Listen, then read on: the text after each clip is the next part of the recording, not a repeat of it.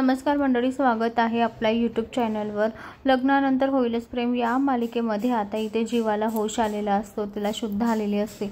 तेव्हा आता मानिनी झोपलेली असते, मानिनीचा डोळा लागून गेलेला असता तरी सुद्धा आता नंदिनी त्याची सेवा करत असते रात्रभर। ती बाहेरच असते, रूमच्या बाहेरच असते तरी सुद्धा ती जीवावर लक्ष ठेवत असते।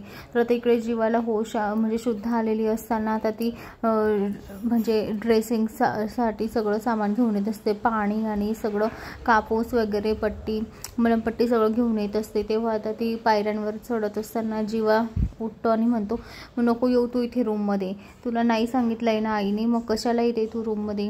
तेव्हा आता हे ऐकून नंदिनीला खूप मोठा धक्का बसतो। नंदिनी म्हणते, जीवा तुम्ही काय बोलताय। तर आता जीवा म्हणतो, हो तुला आईने नाही सांगितलंय ना माझ्याजवळ यायला, तू येऊ नको, अजिबात या रूममध्ये पाऊल ठेवू नको।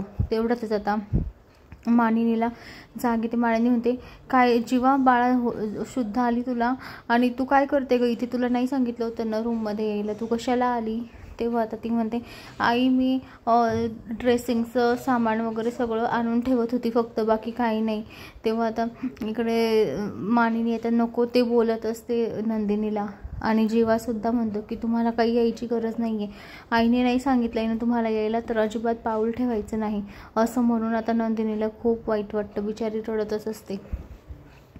अशाच मालिकेच्या नवनवीन अपडेटसाठी चॅनलला लाईक आणि सबस्क्राईब करा, शेअर करायला विसरू नका। धन्यवाद।